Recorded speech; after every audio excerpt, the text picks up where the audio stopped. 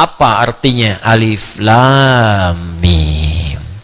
Semua harus punya makna. Kalau tak punya makna berarti cacat mukjizatnya. Pertanyaannya, apa artinya alif lam mim? Bukan. Sekarang saya bahas. Tidak sekarang ya. Sekarang saya selesaikan sebentar. Supaya nanti kalau Anda ditanya jelas. Tadi belajar apa? Alif lam mim. Apa itu makhraj? Nggak tahu arti. Sebentar, paling 5 menit selesai. Ya, tambahannya ya bonus. Huruf itu tidak pernah ditanya artinya.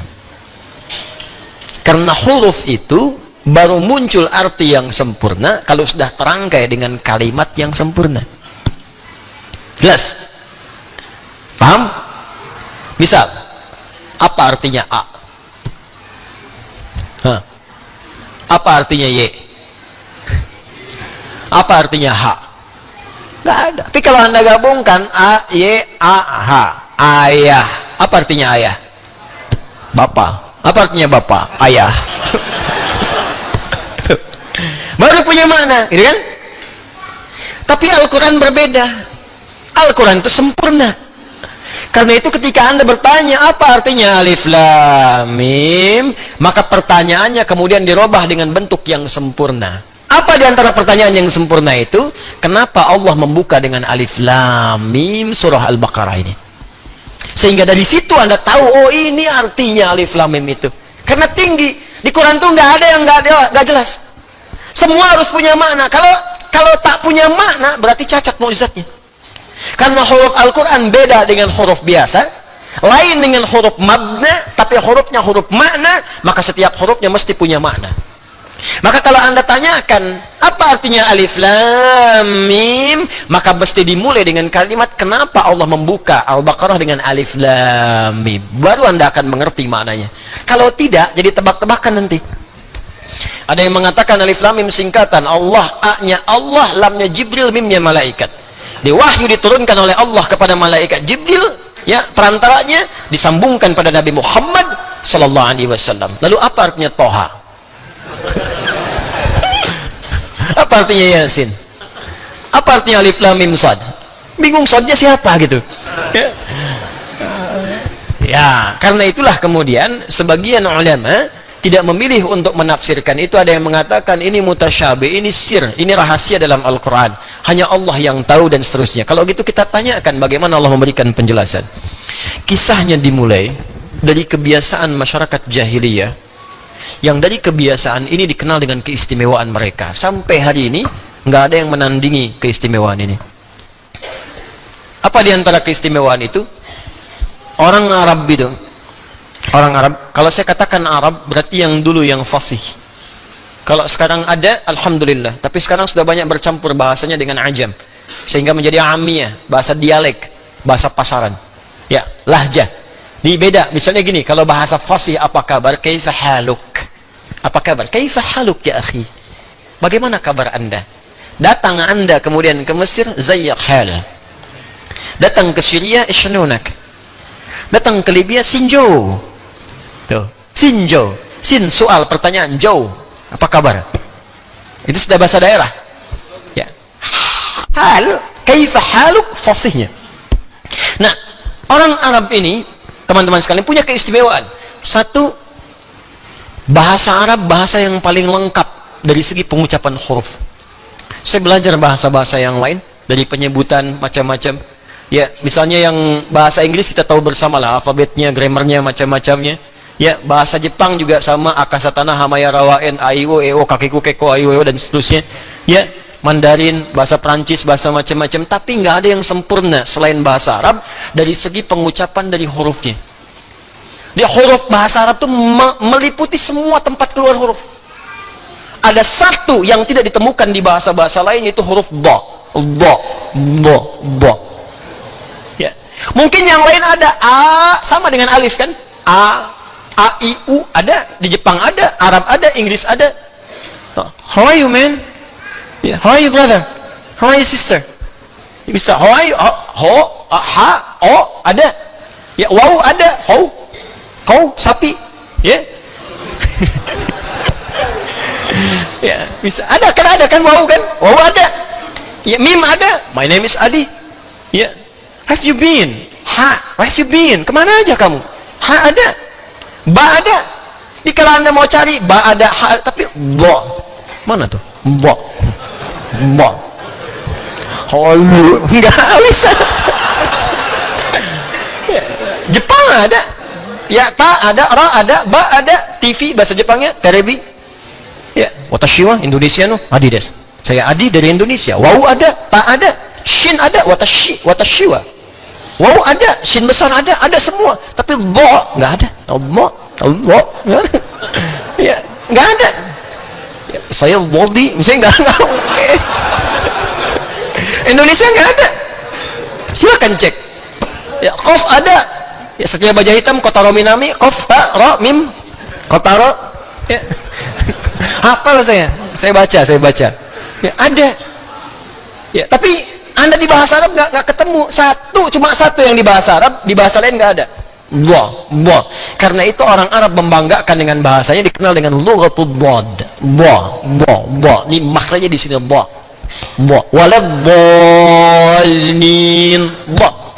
Jadi ketika Allah menurunkan Al-Quran dengan bahasa Arab, bukan sekedar nabinya orang Arab yang memang harus dengan bahasa Arab, kalau enggak bagaimana bisa mengkhitab kaumnya? Kaum orang Arab turun Quran pakai bahasa Inggris misalnya, enggak akan paham. Pasti dengan bahasa Arab. Tapi apa hikmah di balik itu? Di Quran surah Yusuf disebutkan la'allakum taqilun, supaya kita berpikir, oh ada yang sempurna di bahasa ini. Satu. Yang kedua, bahasa Arab itu punya keistimewaan dan sangat unik. Dia bisa bertahan melewati perkembangan zaman dan tidak pernah mengalami perubahan. Bahasa yang lain ada penyempurnaan, ejaan yang disempurnakan. Makanya kalau ada kitab dituliskan selain dengan bahasa Arab, pasti ada penyempurnaan. Silahkan cek. Saya juga kadang-kadang suka senyum-senyum, ada kitab suci edisi revisi. Anda bayangkan, yang revisi siapa? Ini kalau memang buatan manusia begitu. Tapi kalau Quran, pernah nggak dengar Quran edisi revisi? Nggak ada. Terjemahannya karena bukan Arab, mungkin menyesuaikan. Ini bahasa Arabnya sampai sekarang gitu-gitu aja. Dari Abu Jahal sampai yang sekarang itu sama aja. Alif lam mim, alam nashrah, sampai sekarang nggak berubah saking sempurnanya. Coba kalau diturunkan selain bahasa itu, kebayang ada penyempurnaan. Ulama dengan ubaru beda. Ulama ubaru lambangnya sudah beda. Dulu DJ, sekarang J sendiri, D sendiri, udah pisah, talak 3. Masing-masing punya kehidupan sendiri. Kan? Ya, mesti ada penyempurnaan. Tapi karena Quran firman Allah, dipilih oleh Allah mana yang bisa hadir di setiap masa, mana yang bisa melewati zaman tanpa perubahan, nggak bisa diamandemen, nggak bisa dirubah. Bahasa Arab. Yang ketiga, bahasa Arab itu kayak makna. Anda hafal satu kosakata, itu di standar hafal 12. Jadi kalau Anda belajar bahasa Arab, hafal satu kata, sebetulnya Anda sudah menguasai 12 kata. Duduk apa bahasa Arabnya? Jalasa, duduk, orang duduk. Jalisun, tempat duduk. Majelis, silahkan duduk. Ijlis. Tuh. Ini nggak jauh-jauh dari situ. Anda tahu jalasa, banyak. Ya. Tapi kalau bahasa Inggris cuma satu. Sama dengan jalasa, jealous, cemburu. Yang lainnya nggak ada lagi. Jelas saya disu jelasan gitu kan. Jelas saya disu julusan, qa'ada, maq'ad, qu'ud, sajadah, sujud, tempat sujud, masjid, orang sujud, sajid, sujudlah, usjud. Tahu satu kata, Qurannya gampang. Karena di Quran ada usjudulillah, ada masjid jamaknya masjid, ada. Gampang. Jadi ketika Anda menguasai satu, Anda bisa berkomunikasi dengan orang banyak menggunakan otak atik ya, atau tasrif, atau derivasi dari kata-kata ini, lebih gampang. Ketiga, ya, bahasa Arab itu bahasa yang paling mudah untuk merangkum peristiwa dalam bentuk nazam, urutan-urutan yang bisa senang untuk dinikmati. Makanya orang Arab dulu kalau ingin mengabadikan peristiwa tertentu, mereka nggak nulis karena nggak bisa nulis. Umumnya mereka membuat syair pakai nazam. Rumusnya ada 16, disebut dengan bahar namanya. Anda kalau pengen tahu di zaman jahiliyah 150 tahun sebelum lahir Nabi terjadi apa, lihat syair orang Arab. Makanya Nabi sering mengatakan, dan Umar yang menangkap kalimat ini, belajar bahasa orang Arab itu supaya engkau tahu kondisi mereka pada masa lalu. Saya itu ngejar bahasa Arab, masuk jurusan spesialis bahasa Arab, saking cintanya Al-Quran, pengen tahu bahasa Quran. Dan ternyata setelah dipelajari itu luar biasa, Pak. Dan Quran itu berbeda, strukturnya macam-macam, beda lain. Di misal ya, misal Imre al-Qais itu disebut pujangga, pangeran penyair Arab, Amirus Syu'ara. Lahirnya, hidupnya 150 tahun sebelum lahirnya Nabi. Itu abadi, kalimatnya sampai, karena dia menceritakan setiap yang dilihat. Hobinya, dia menyampaikan puisi dengan baharnya tawil namanya. Rumusnya tawilun lahudunal bukhuli fadailu fa'ulun mafa'ilun fa'ulun mafa'ilu. Kifa nabki min dhikra habibin wa manzili bisaktuli wa bainad dakhuli fahawmali. Imre al-Qais pernah lewat di sebuah lembah, ternyata melihat seorang pemuda, karena dia sedang diputus oleh kekasihnya, bengong di pinggir danau. Kifa nabki min dhikra habibin wa manzili. Kamu ngapain sampai bengong, bikinin orang, bikinin kekasih, bikinin rumah di sini? Tenang aja, semua berlalu, tapi masa depan masih bisa kita gapai.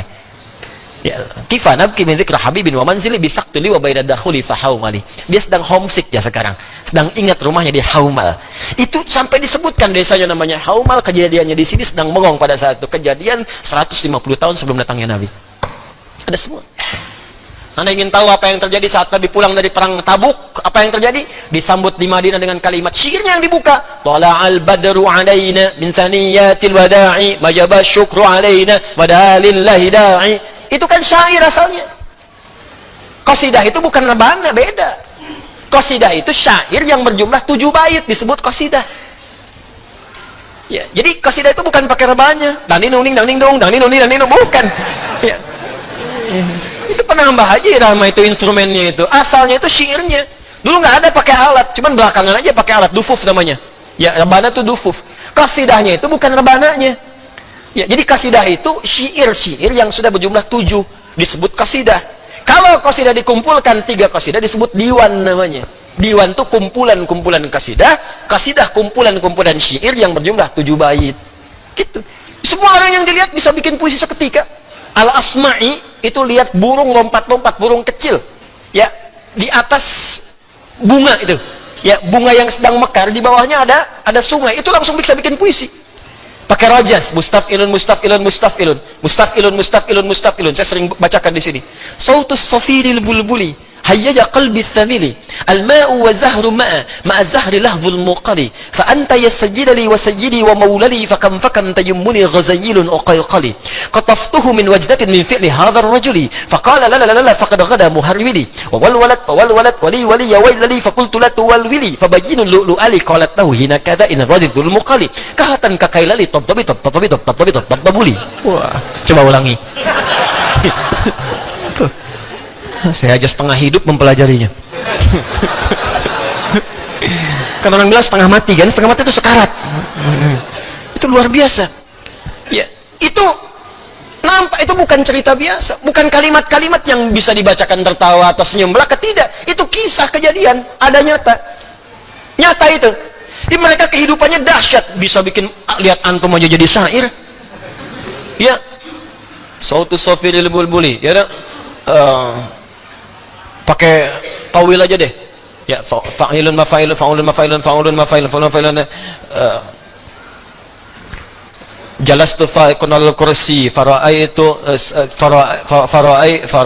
fara'aitu ra'isun aswada jalisun amami biqafiyatihi. Ya, misal saya duduk sedang di bangku sedang mengajar, maka di hadapan saya ada sudut kemiringan tertentu, seorang pakai peci hitam duduk depan saya. Ya, fatabassama dhahikan ra'ani, maka dia tersenyum-senyum sambil ketawa melihat saya. Ya. Itu dibikin aja, rumusnya ada sendirinya. Ya, cuman